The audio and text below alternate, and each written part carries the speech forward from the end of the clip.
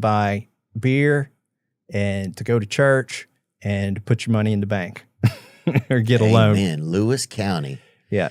So that's the town is called Lewis County, or the whole county is 12,000? The whole county is about 13 or 14,000 people, and Vanceburg used to be 2,000. It's probably 1,500 people now.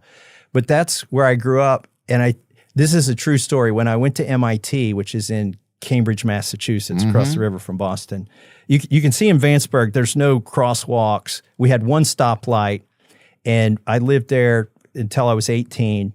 Then I would go to Massachusetts, never visited in my life.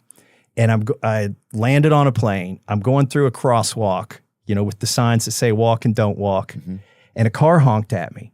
And I thought, oh my gosh, I've been here 6 hours and already run into somebody from Kentucky. And I waved at them because I thought the car honking knew me. No. They were pissed. They were waving back with one finger because I was walking against a don't walk or something. Get out the street, honking. That's hilarious, dude. Yeah, man. Going from a small town to a big place is definitely fascinating, man. It's definitely.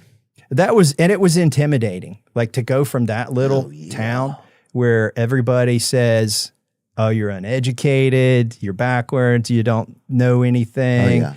I went to public school, K through 12 there. And then to go to MIT with all these kids from private school and Bronx Science. Were you just people must have think you was a real nerd or whatever. Oh, I was a nerd. Yeah. Oh yeah.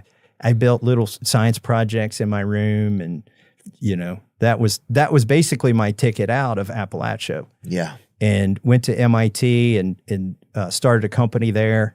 It was actually a virtual reality interface that I invented that lets you touch three-dimensional objects, and raised $32 million of venture capital. Oh my God. From people like JD Vance. Yeah.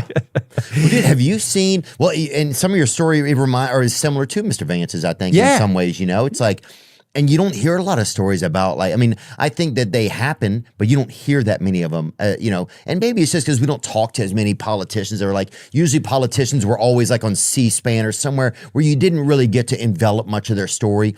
I think by JD having that movie that came out about him probably helped. The book, he wrote the book.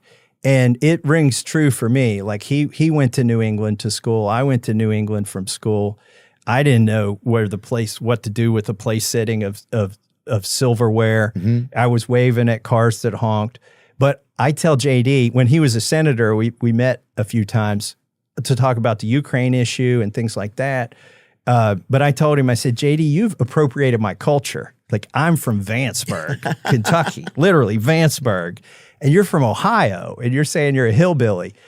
He's part of the hillbilly people that, my people, that left and went to Ohio. So I have a brother and a sister. They both went to Ohio. It was a big migration. Why was it? Was it to work in the mills?